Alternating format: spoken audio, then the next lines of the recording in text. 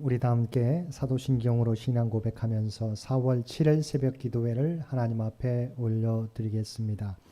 전능하사 천지를 만드신 하나님 아버지를 내가 믿사오며 그 외아들 우리 주 예수 그리스도를 믿사오니 동정녀 마리아에게 나시고 본디오 빌라도에게 고난을 받으사 십자가에 못 박혀 죽으시고 장사한 지 사흘 만에 죽은 자 가운데서 다시 살아나시며 하늘에 오르사 전능하신 하나님 우편에 앉아 계시다가 저리로서 산자와 죽은 자를 심판하러 오시리라. 성령을 믿사오며 거룩한 공회와 성도가 서로 교통하는 것과 죄를 사하여 주시는 것과 몸이 다시 사는 것과 영원히 사는 것을 믿사옵나이다. 아멘. 우리 다 함께 찬송 400장, 통합찬송가 463장 함께 찬송 부르시겠습니다. 찬송 400장, 통합찬송가 463장입니다.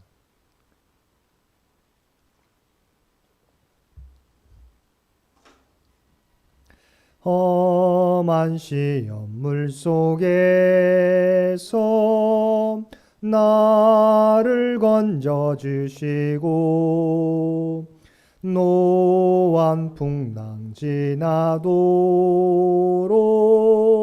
나를 숨겨주소서. 주여 나를 돌아보사 고이 품어주시고 험한 풍파 지나도록 나를 숨겨주소서. 권세 능력 무한하사 모든 시험 이기고 풍랑까지 다스리는 주님 앞에 비오니 주여 나를 돌보시사 고이 품어주시고 험한 풍파 지나도록 나를 숨겨주소서. 죄악 길에 빠진 이 몸 캄캄한 데 헤매며 부르짖는 나의 원 들으소서. 내 주여 주여 나를 돌보시사 고이 품어주시고 험한 풍파 지나도록 나를 숨겨주소서. 아멘. 오늘 우리에게 주신 하나님의 말씀은 출애굽기 2장 1절에서 10절까지 말씀입니다. 출애굽기 2장 1절에서 10절까지 말씀.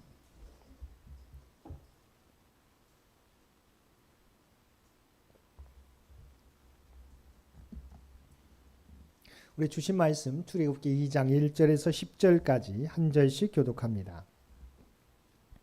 레위 가족 중 한 사람이 가서 레위 여자에게 장가들어 그 여자가 임신하여 아들을 낳으니 그가 잘생긴 것을 보고 석 달 동안 그를 숨겼으나 더 숨길 수 없게 되매 그를 위하여 갈대 상자를 가져다가 역청과 나무 진을 칠하고 아기를 거기 담아 나일 강가 갈대 사이에 두고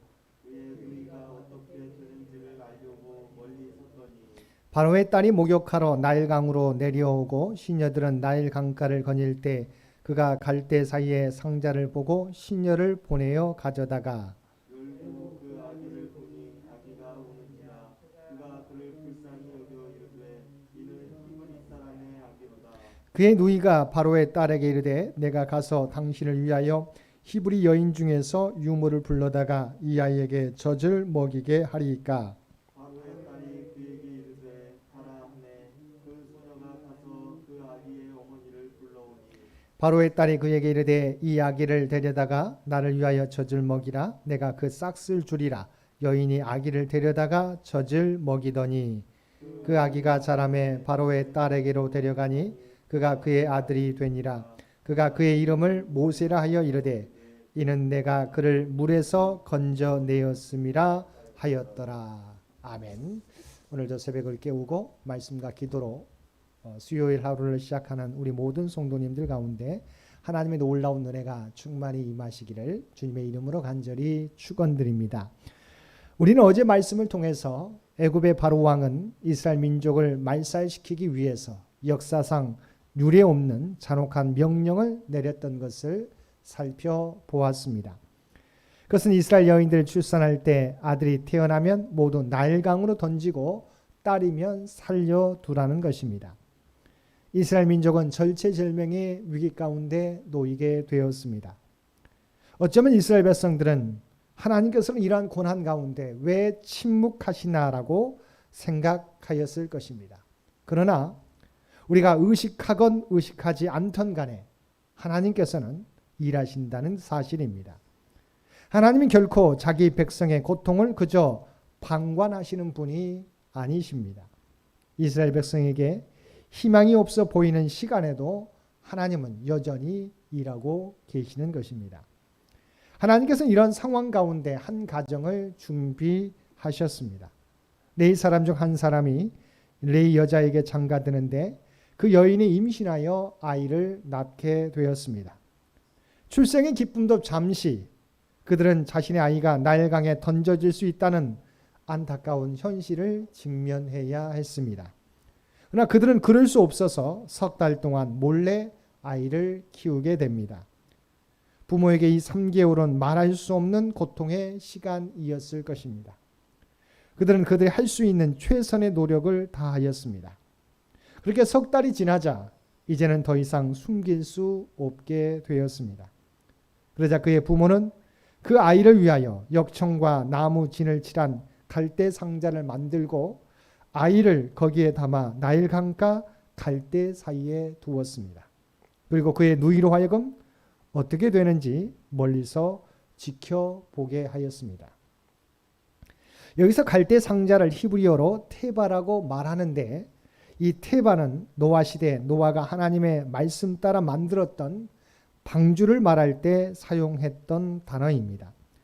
다시 말하면 노아의 방주도 테바였고 모세의 어머니가 만든 상자도 테바였습니다.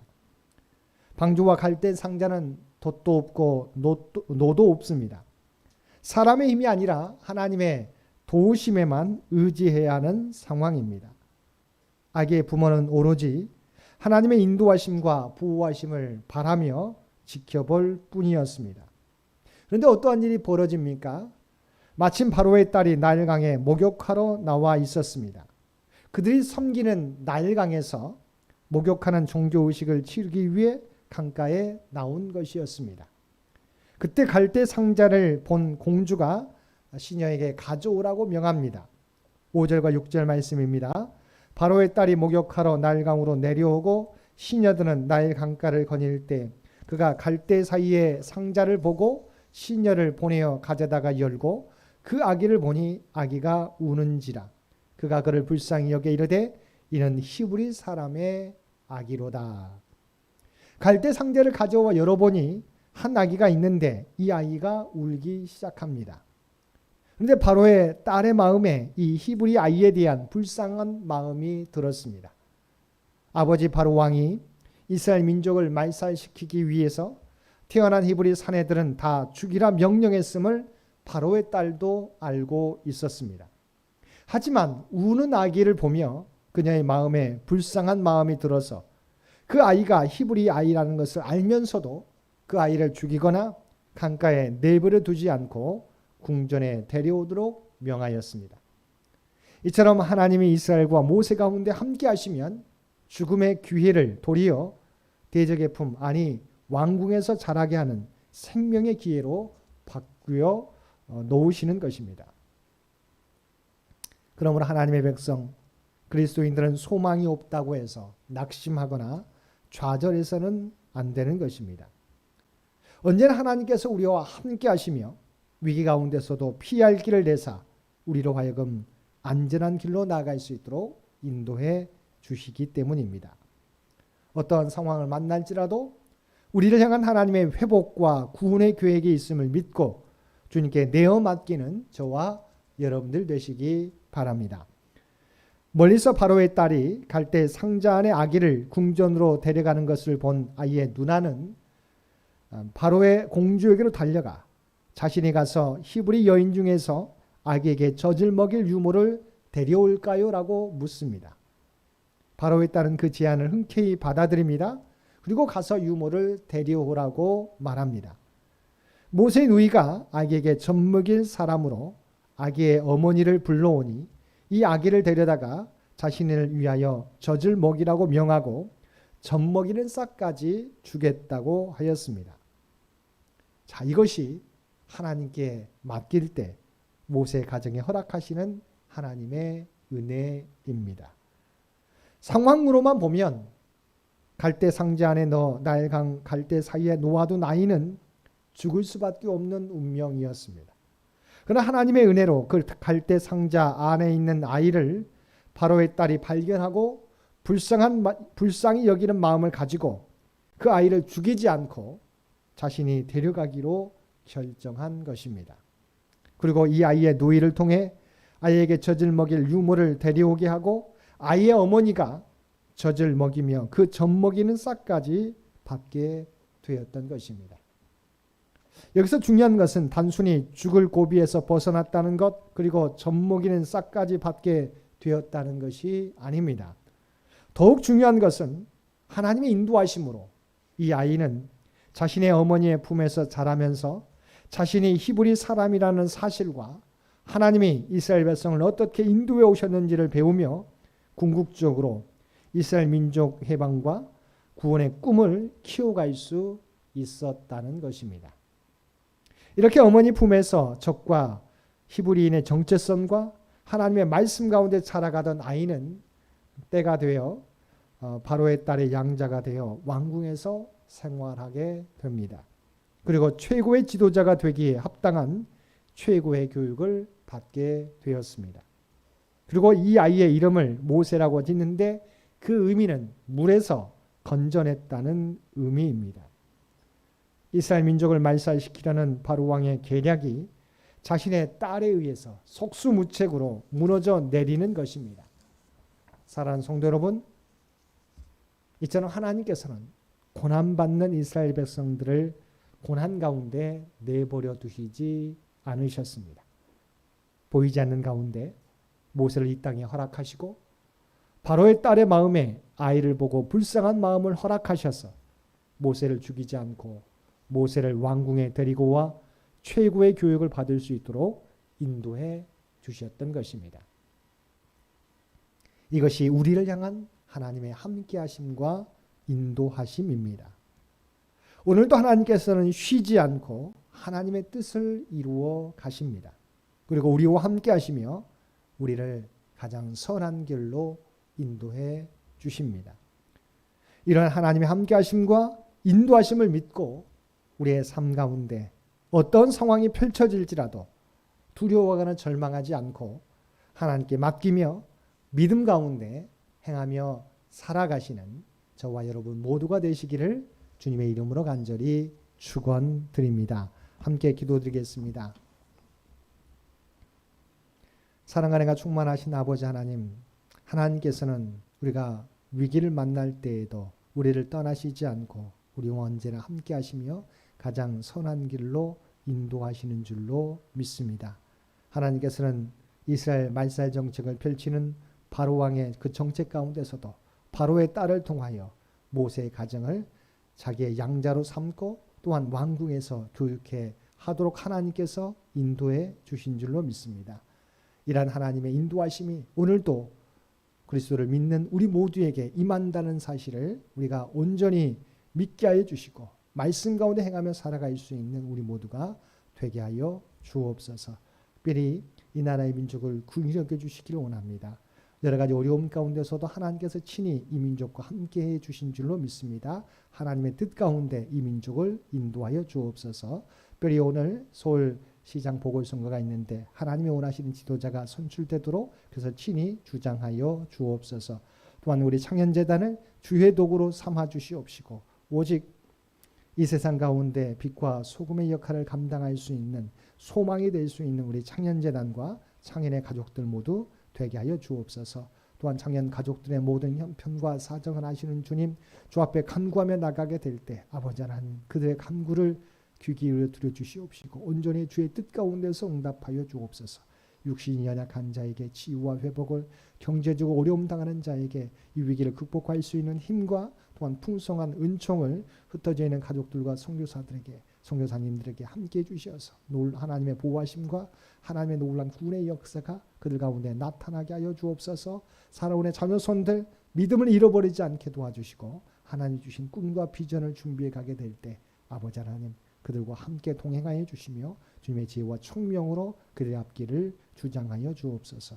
오늘 또 우리에게 복된 하루를 허락해 주신 것 진심으로 감사합니다. 오늘 또 우리가 이 세상 가운데 살아가게 될 때 나 혼자가 아니라 하나님이 우리와 함께 하심을 믿고 믿음 가운데 담대하게 나아가는 우리 모두가 되게 하여 주옵소서. 이제는 우리 주 예수 그리스도의 은혜와 아버지 하나님의 극진하신 사랑하심과 성령님의 우리와 늘 함께 하시며 동행하시며 인도하시는 놀라운 교통의 역사가 오늘 주신 말씀을 따라 우리와 언제나 함께 하시는 하나님의 선하신 인도하심을 믿고 믿음 가운데 행하겠노라고 모든 것을 하나님 앞에 맡기며 행하겠노라고 결단하며 세상 가운데 나아가는 사랑하는 주의 백성들과 그의 가정과 산업의 터전 위에 오늘 또 주님 전에 나와 또한 각자의 삶의 자리에서 예배드리는 모든 주의 백성들 머리 위에 이제로부터 영원토록 함께 주시기를 우리 주 예수님의 이름으로 간절히 축원하옵나이다. 아멘. 여러분 기도하실 때 주신 말씀을 위해서 이 나라의 민족을 위해서 창현재단을 위해서 창현의 가족들을 위해서 기도해 주시고 각자의 기도 제목 가지고 하나님 앞에 더욱더 가까이 나아가시기를 바랍니다.